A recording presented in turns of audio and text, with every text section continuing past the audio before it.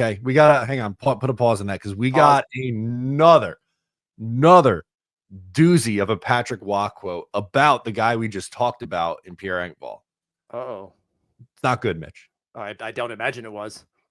Isles head coach Patrick Waugh, when asked if Pierre Engvall did what he asked tonight, do I have to answer that? I didn't see the spark that I was hoping to see. I'll leave it at that. That was a tough question. So let's put this back up from Matt's seat. Chances he rides the ferry, 99.9%. Holy shit. The 0.1% is he doesn't make it in time to the ferry. Oh my God. That's tough, man. Patrick, I've been saying it, man. Like his quotes don't sound like a guy who's going to be here much longer either. Yeah, like X Pun says, Hawaii is so done too. Like he's just not putting up with any BS. He's just not.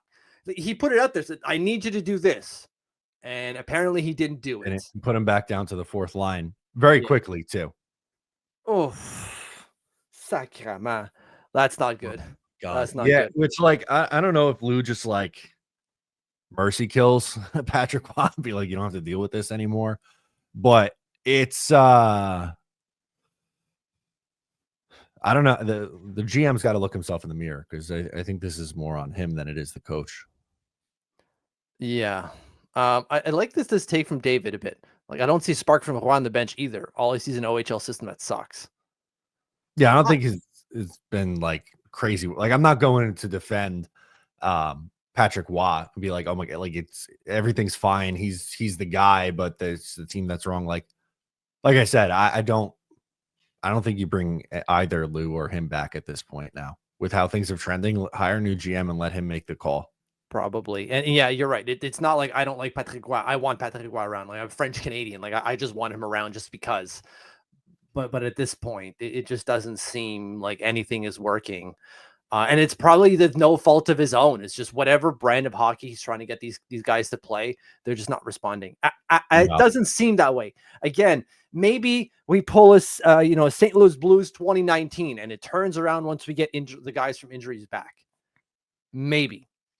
Yeah. But even still, like, what is that going to accomplish? Like, maybe you make the playoffs and then get boat raced again in the first round. Yeah. Well, although like Washington did that last year, right? They got swept in the first round, and then they did some changes. And as long as they have a GM committed to change, we'll be okay. I think that's the issue. I don't know if they do have that, and also I don't want it to get to that point because the Islanders are actually put in a spot, which scares me that Lou's the one who's going to make this decision. But they actually have some pieces of value that they could sell at the trade deadline this year in Brock Nelson and Kyle Palmieri. So I don't want to play around like, oh, let's try to get into the playoffs. You make the playoffs with 93 points.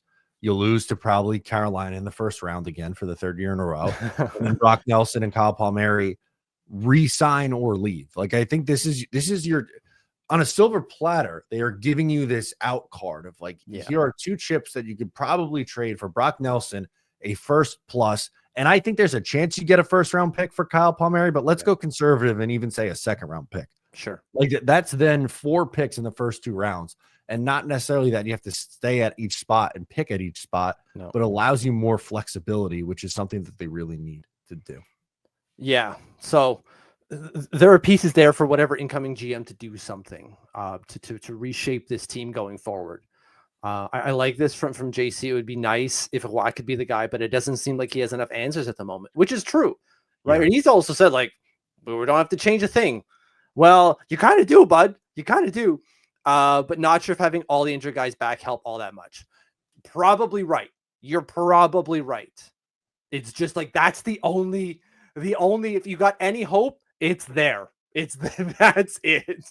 And it's not much. And I think that's, I don't want to like poo-poo you for bringing that up, but I just think that's a short-sighted way to look at it. Yeah, because injuries should never be the reason for anything. They're an excuse, but they should never be the reason for anything, right? Like you can create an excuse, oh, we're bad because of injuries. Well, you should have enough depth in your roster where those injuries shouldn't factor. Unless you lose like your star player, and it's your only star player at the beginning of the year throughout the season, fine. But that's not the case here. Yeah, it's definitely not. And Walter brings up Brock back, Palms traded, need a spot for Iserman. I don't know what a 34-year-old Brock Nelson does for this, like for the state of this team. Like he's going to turn 34 next October. I think you maximize his potential now and again, like start to reshuffle the deck. If you like that, make sure to subscribe to Up the Turnpike on Patreon for more exclusive New York Islanders content.